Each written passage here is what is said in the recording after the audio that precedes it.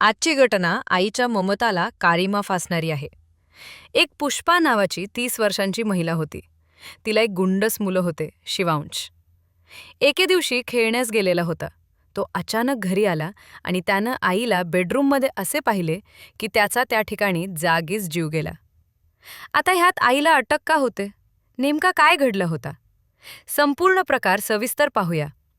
पनवेलच्या एका छोट्या खेड्यात पुष्पा परशुराम काजाले, वय 30 वर्ष, ही महिला आपल्या कुटुंबासोबत राहत होती. पुष्पा, तिचा पती परशुराम आणि त्याचा एक 10 वर्षाचा मुलगा शिवांश हे एकत्र राहणारे एक साधं आणि शांत कुटुंब होतं. मात्र पुष्पाच्या जीवनात एक काले गुपित दडलेले होते, जे कधीच उघडे व्हायला तिच्यासाठी नको होते. ती सुद्धा एक परपुरुषासोबत अनैतिक संबंध ठेवत होती. तिच्या जीवनात आलेला हा दुसरा माणूस तिच्या प्रत्येक क्षणात सामील होत होता आणि तिच्या संसाराच्या मर्यादा पार करत होता. एक आई, एक पत्नी असूनही ती आकर्षणात अडकली. ती पण या नात्याची खरी किंमत तिला चुकवावी लागणार होती, ज्याची कोणालाही कल्पना नव्हती. सगळं काही नीट चाललं होतं, जोपर्यंत एका दिवशी शिवांशनं त्याच्या आईला त्या पुरुषासोबत तसं पाहिलं नव्हतं. त्या दृश्यानं शिवांशच्या मनात प्रचंड गोंधळ निर्माण केला. तो घाबरून धावत आपल्या वडिलांना सांगण्यासाठी निघाला. आईचे असे वागणं त्याच्यासाठी अनपेक्षित होते. आई जी त्यात जीवन, त्यात सर्व काही होती, ती असं काही करू शकते यावर त्याला विश्वास बसत नव्हता. पुष्पाच्या हे लक्षात आले की तिचं गुपित उघड होणार आहे. जर तिच्या पतीला हे सर्व काही समजलं तर तिचं जीवन उद्ध्वस्त होईल. आजपर्यंत सुरळीत चालू असलेलं सर्व काही संपेल, तिचा परिवार संपेल, या भीतीनं ती धास्तावली. ती एवढी घाबरली होती की तिला दुसरा काही मार्ग दिसत नव्हता. तिला काय करावे कळेना असे झाले होते. तिच्या नात्याचे रक्षण करण्यासाठी तिनं शेवटी एक धक्कादायक निर्णय घेतला, तोही आपल्या मुलाचा जीव घेण्याचा. शिवांशला शाळेत जायचे नव्हते.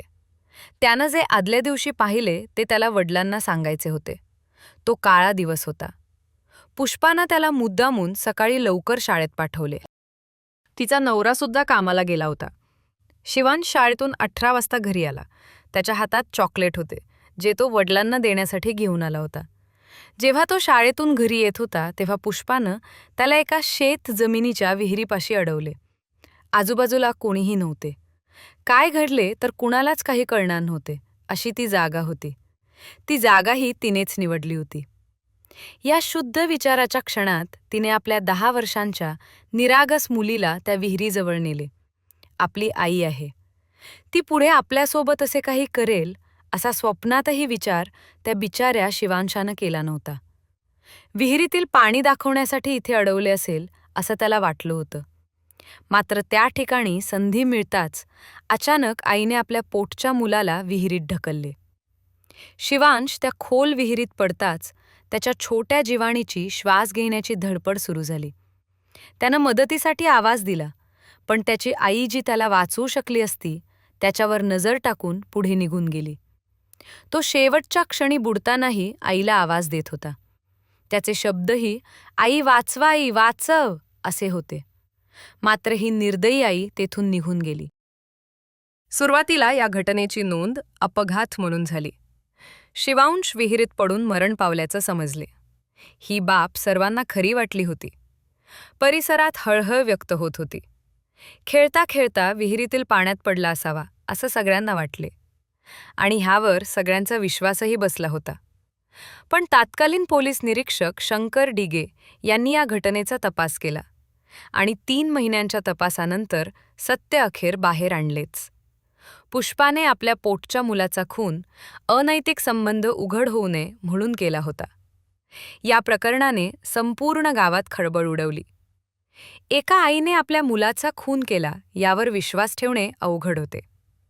शिवांशच्या वडिलांना या घटनेने धक्का बसला होता. न्यायालयाने पुष्पाला दोषी ठरवत तिला जन्मठेपची शिक्षा सुनावली. पुष्पाच्या या निर्णयाने एक आई आणि मुलाच्या पवित्र नात्याला काळिमा फासला. तिचे शेजारीही हे उघड झाल्यानंतर धक्क्यात होते.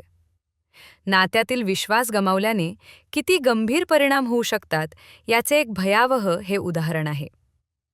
आई मुलाचे नाते जगातल्या सर्वात पवित्र नात्यांपैकी एक असते. प्रेम, विश्वास आणि आदर या नात्यांचे आधारस्तंभ असतात.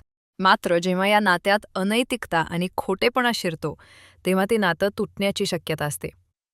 पुष्पा आणि शिवांशची ही हृदयद्राव घटना या गोष्टीचा साक्षात्कार घडवते की नात्यांमध्ये प्रामाणिकपणा असावा आणि कुटुंबातील संवाद कायम राहावा. नाहीतर छोट्या चुका मोठ्या संकटात बदलू शकतात. ही घटना शिकवते की आई मुलाचे नाते अतिशय पवित्र, प्रेमाने आणि विश्वासाने भरलेले असते. मात्र अनैतिक नात्यांच्या आहारी जाऊन आपल्या पोटच्या मुलाचा जीव घेणे हे किती दुर्दैवी आहे. नात्यांमध्ये प्रेमादर आणि प्रामाणिकपणा कायम ठेवला तरच कुटुंब आनंदी राहते. नात्यांमध्ये संवाद आणि विश्वास कायम ठेवा, कारण एकदा तुटलेला विश्वास जीवन उद्ध्वस्त करू शकतो.